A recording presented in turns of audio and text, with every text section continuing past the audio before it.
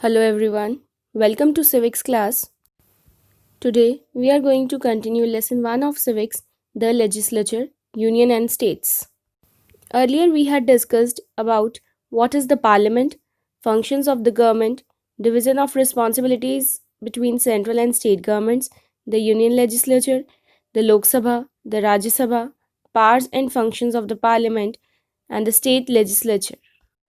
And in today's video, we are going to discuss the last topic of this lesson, that is relation between the two houses of the parliament. That means the topic of the day is relation between the two houses of the parliament, and the main objectives of today's topic are to know about the relationship between the Lok Sabha and the Rajya Sabha. But before starting today's topic, let us recall some important points of differences between the Lok Sabha and the Rajya Sabha. The Lok Sabha is also known as the lower house or the house of the people, whereas the Rajya Sabha is known as the upper house or the council of states, and it is a permanent house. In the Lok Sabha, the maximum strength of members can be 552, and out of those 552, 530 members are the representatives from the states, and 20 members are the representatives from the union territories, and 2 members from the Anglo-Indian community.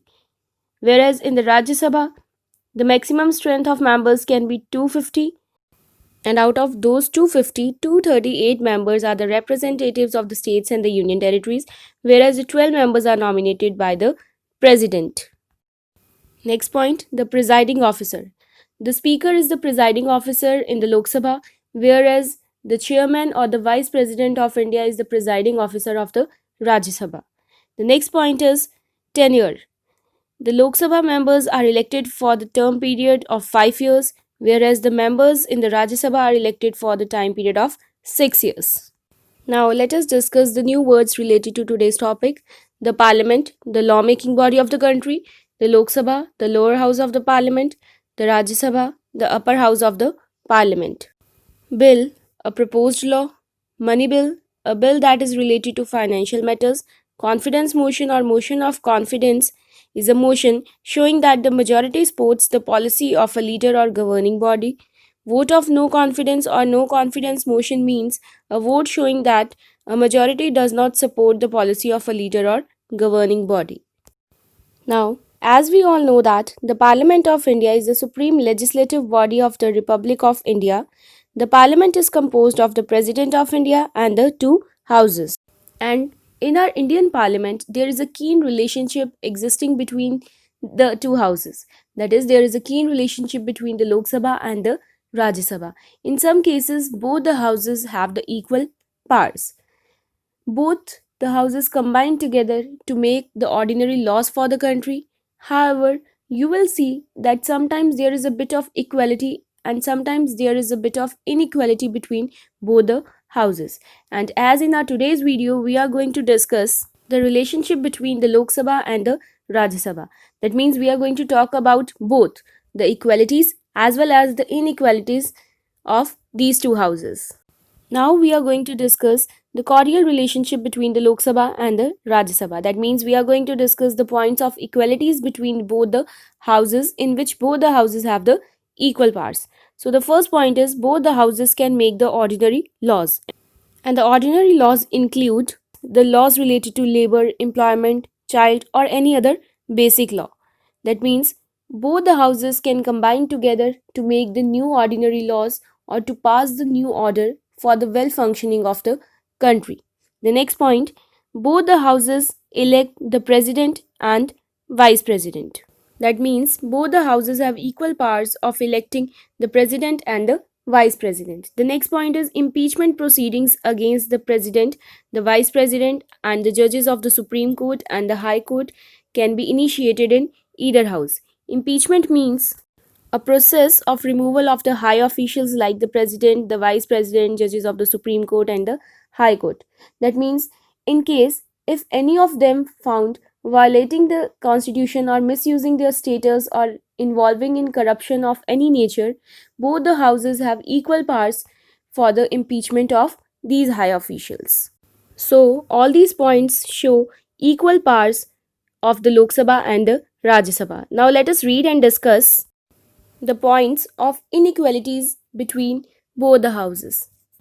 Now you will come to know about that many of the powers lies in the hands of the Lok Sabha only, and on the other hand there are so many things that only Rajya Sabha can do but Lok Sabha cannot do.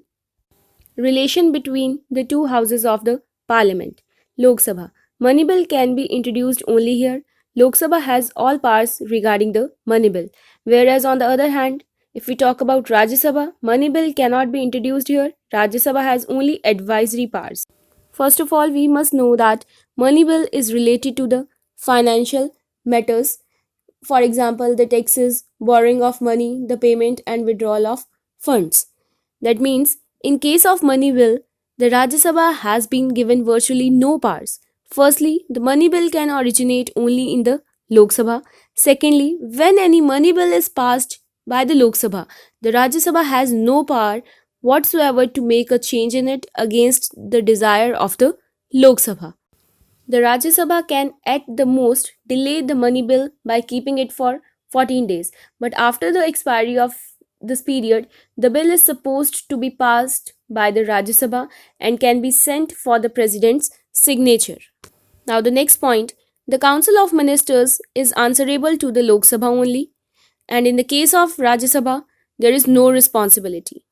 That means the Council of Ministers is primarily responsible to the Lok Sabha. The government is collectively responsible to the Lok Sabha.